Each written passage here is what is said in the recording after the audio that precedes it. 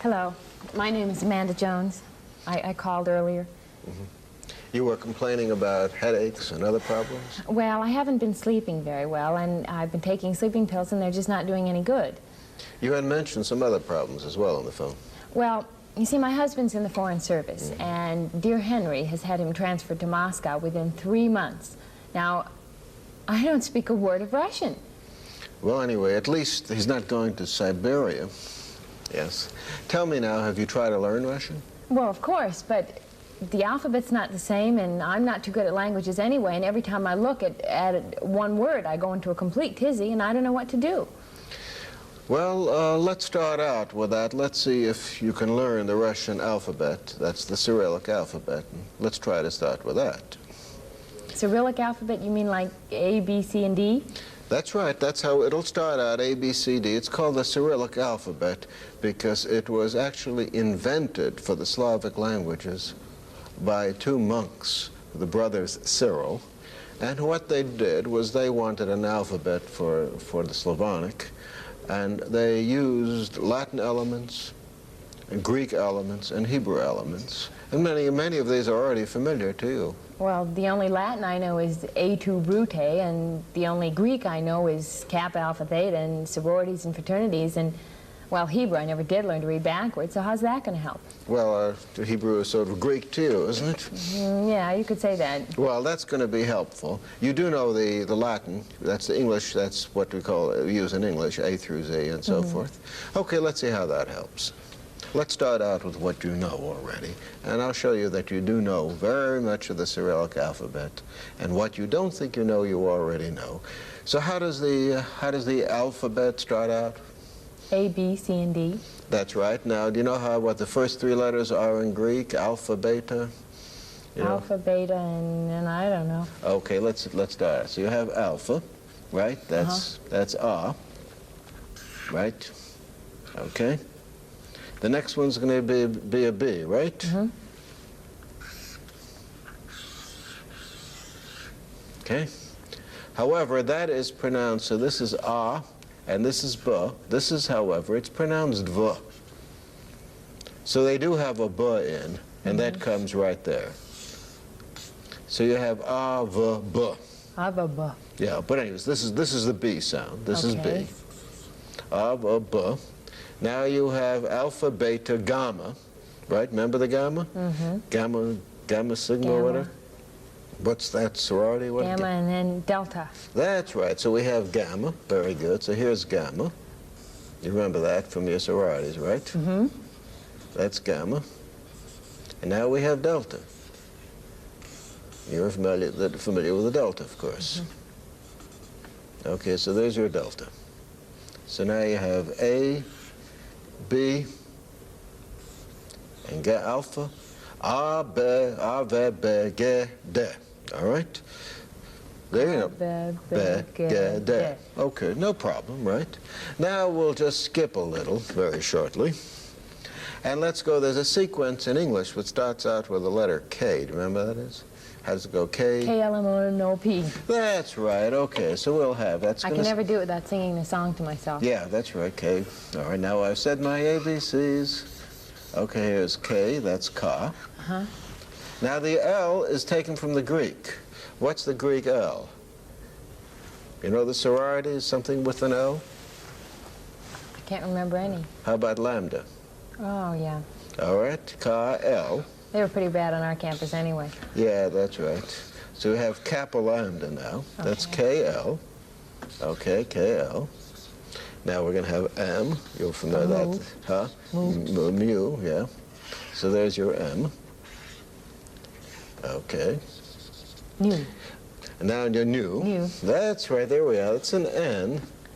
And that, however, they would make a slight change. Instead of slanting it, they straighten it out. So that's an N. All right, it's K, L, M, N, O.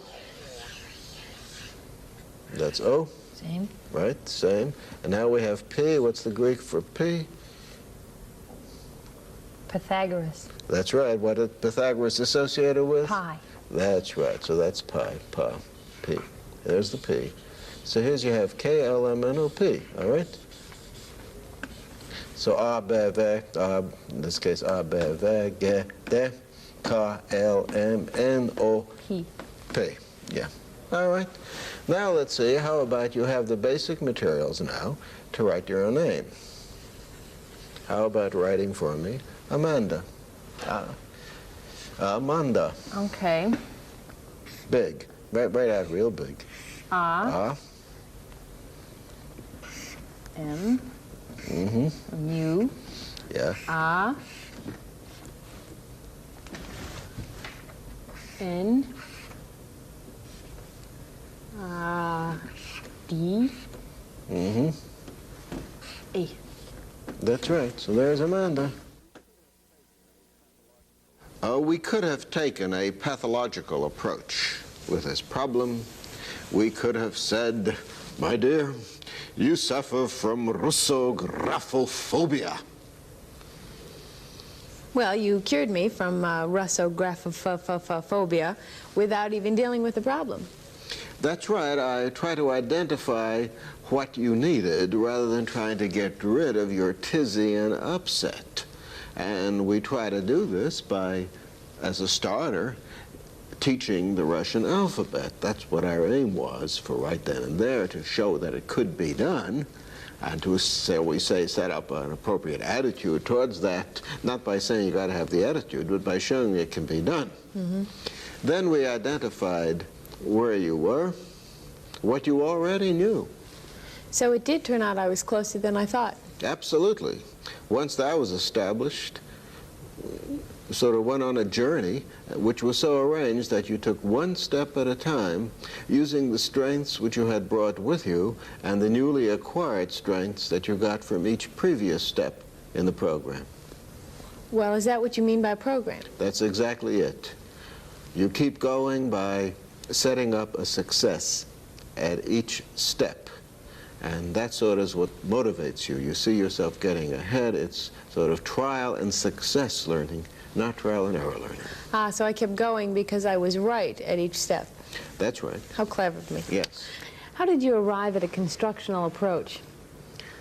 Well, basically what we do is we have to look to the successful model. In terms of teaching, I've been teaching quite some time, and in terms of good teaching, it's step by step by step. Mm-hmm. And what has happened in teaching has been programmed instruction in which an attempt is made to rationalize, that is, to systematize what the teaching procedure is in the form of a book, and the approach in program instruction is certainly not to eliminate ignorance, mm-hmm. but how to teach certain specific things. That's an educational model. It is not pathological.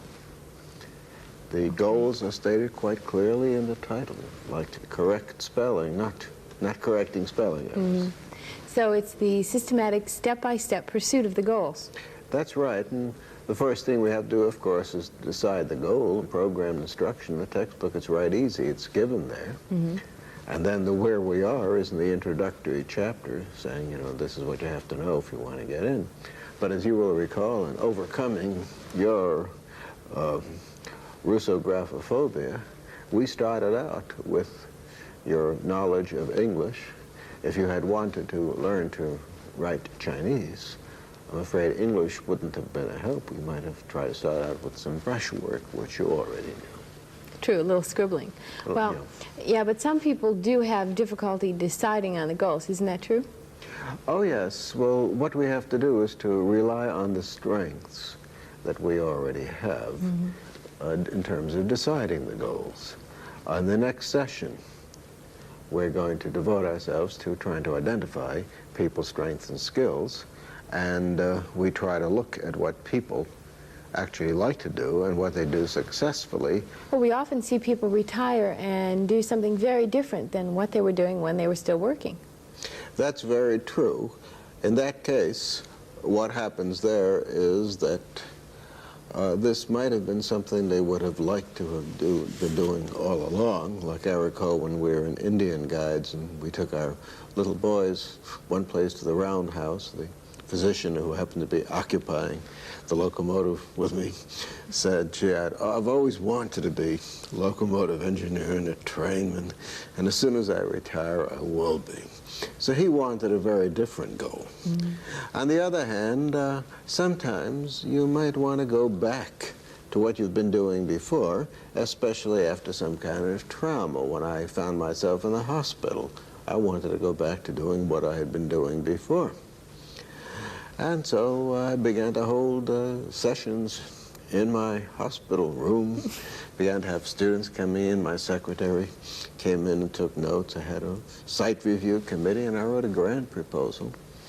And I had a roommate, John McWethy, who was the managing editor of the Wall Street Journal, who was returned to work there, and he began to do the same thing as well. He had his reporters come in and give assignments. Preservation of normalcy. That's right. That's what he was after all the way through doing. He wanted to return to where he had been before. And so he started out doing it right then and there. Sometimes you have to change your goals a little bit. There was a young college student there who had been at some summer camp and dived into the water to pick up a ball. There's only 2 feet of water, and he was playing with the kids in the water and managed to break his neck in the process. So there he was, quadriplegic. He looked like he couldn't go to college. But they developed instruments for him, and he began to operate a typewriter with splints, learned how to run a tape recorder with splints on his hands, learned how to use it, and now he's on his way to getting a PhD in computer programming. He had always been interested in mathematics, so now he simply moved into computer programming, something he can do by phone. And right now he's having a whale of a good time somewhere out in Berkeley. I recall recently when my wife had some kind of ceremonial, he sent her a great big printout. He had programmed the computer to say, "Congratulations, Betty." Well, what about people with so-called pathological problems, like stuttering? Well, with regard to them, we're not interested really in overcoming stuttering. Anybody can overcome stuttering. You can either shut up or do a variety of things. But basically, our particular goal is establishing a specified fluent pattern of speech, which, if you use, people will not at all notice that there's anything peculiar about it. Right now, for example, I am speaking to you in the pattern that we try to teach our stutterers to use. If I hadn't told you that this was a specified pattern, you would not have known that it was such a pattern. Okay. What about the case of overweight? How would you like to teach me thinness? Well, it's basically, we're not going to teach you thinness or how to lose weight. What happens with people who try to diet is the thing that scares them is this huge weight which they're carrying. And so they try to get rid of it, and as they get smaller and smaller, the incentive for continuing on the diet vanishes, and then they go right back up again. This produces what is called the yo-yo effect. So what we're interested in is teaching people new eating patterns. Right now I'm working with nutritionists at the hospital to teach them how to do this. I think that's realistic, but what if someone comes in with a totally unrealistic goal? Suppose I came in wanting to be Queen of England. Then what do we do? Okay, you came in, I'd take you seriously. Then you have a problem. Not really. I would say, let's see, if you want to be the Queen of England, I said, I'm quite sure you don't want to be in your 50s. That kind of age, do you? You don't want that. There must be something about being Queen of England that sends you. And you say, yes, well, let's find out what it is that interests you about being the Queen of England. And if it turns out it's the uniform she wears, why, we're missing a door person, and perhaps you can apply for that job. Or crown, then enter a beauty pageant, or money, then find other ways of getting money, or being regal, you know, take a modeling course or whatever it happens to be. In other words, find out the real reason. or find out what it is that's concealed in that little package. When people tell you something which isn't realistic, or they talk about conflicting goals, they're not really talking about it. You can't really want and not want something about it, the same thing. It's sort of like the mouse who approaches the mouse trap and leaves it and so forth. It looks like he's in awful conflict. It's been called approach avoidance experiments in the literature. Well, actually, that mouse there's no great conflict about the mouse. He wants the cheese, but he doesn't want to get with a mousetrap. So he knows what he wants, in essence, with two things, and the problem is for the mouse to find out how to get the cheese without getting the trap on him. You know what? Any colony of mice, after a few mice, will usually find out, so you have to try a different kind of mousetrap or a new one. Okay. And what I often do is ask the people whom I talk to, ask my clients a question in an odd form, and that is, supposing one of these UFOs landed on Earth, and a little Martian came out, one of 2,000 Martians, and he had been assigned by the computer to follow you around just like the others were being assigned to watch other people, and then report back to the giant IBM computer, that's the interplanetary business of Mars, to report back to them what Earthlings were like. And he came, say, 6 months after you got what you were after and so forth. What would he observe you doing? That's a toughy question. People will very readily tell you what's wrong, they'll pour it out. But what would you want? What would somebody observe you actually doing to get it? Where do we go from here? Some of us have fairly good ideas about our goals, and it's only a matter of defining them objectively. Try it. Then ask yourself if the Martian will be able to see you accomplishing the goal. Remember, he can only see what you do, not how you feel, or whether you're doing something more or less than before. Some goals may be very difficult to figure out, especially when an injury or illness makes pursuit of some previous goals impossible. Even then, ask yourself what specifically it was about the goal which was important to you. Often this can be accomplished through another means. Identifying your current skills can also help, and we'll talk more about that in the next 2 sessions. For now, keep the Martian in mind as we ask the next questions. Where are we now in relation to the goal? Well, let's go to the second question. Where are we now in relation to our goal? Isn't the answer to that frequently disappointing? Not necessarily. For example, let's take those cases I mentioned before. When I found myself in the hospital, quite far from where I wanted to be, I could still read, I could talk, I could think, I could hold meetings. John McWethy, my roommate, could also do the same things. And so accordingly, we held meetings, and we had students there, editors and reporters from the Wall Street Journal. Well, didn't it get a little crowded in there with all of you conducting your business as usual? Oh, yeah, it got crowded, but you could easily tell them apart. I mean, yours weren't the ones with the gray flannel suits and the pencils behind their ears. Yours had that more studious, reserved beards, yes. And blue jeans and patches, and so on. Serious looks on their faces. Yeah.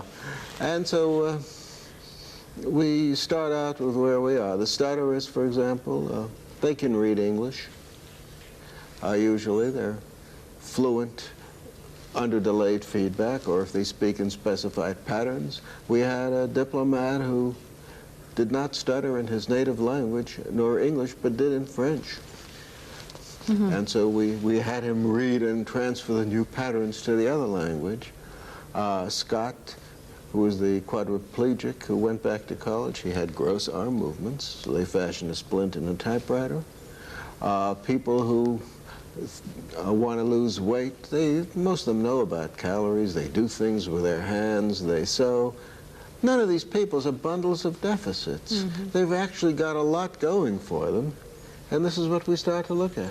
It's just in the heat of the moment you tend to see the bundle of deficits as the complete person, and that's it. You forget about everything else. as long as we've taken care of all those people, what are we going to do about the Queen of England? Well, I'm quite sure you can open doors as a starter, can't you? You might provide the crown, you say. We might provide the crown, a little one. You can work up to the real article. The big ones. So, where are we now? What are the strengths and skills which are useful in pursuing the goal? If you have trouble coming up with any, then ask yourself why you chose the goal in the first place. Because you enjoy doing things like this? If you enjoy them, you must be good at them. There's a strength right there. What else do you do well? What do people admire about you, and how does that relate to the goal you've set for yourself? Look, too, at your past successes. How did you achieve that past goal?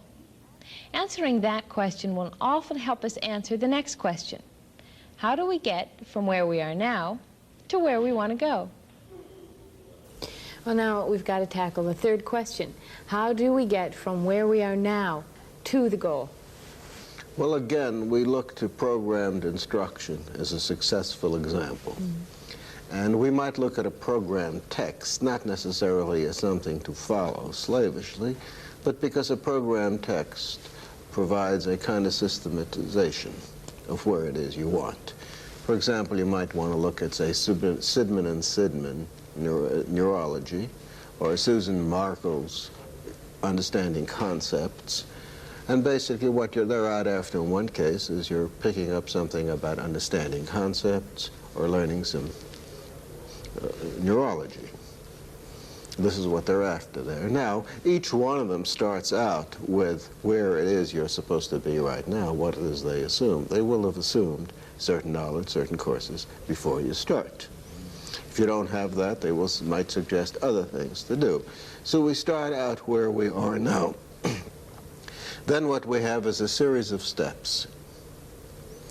Now each step is in essence a little mini program, because each step was set up to find out what is it that you're supposed to have learned at the end of that little step that you could learn within one step. What is it you have to do to learn it, and what does it start out with? And so each step starts out with where you are now, and where you are now then becomes changed a little bit by what it is you learn. And the next step starts out with where you just were. That's your new where you are now. And before you know it, you're there. Step by step in a kind of painless way. Now that's a linear program. It just goes right on through, like the arrow gradually approaching the target.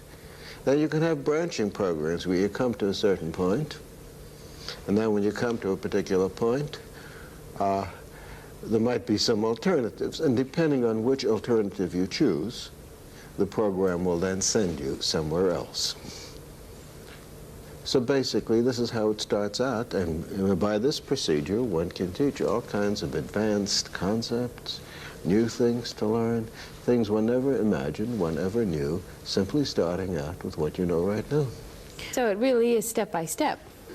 Yes, each step is explicit.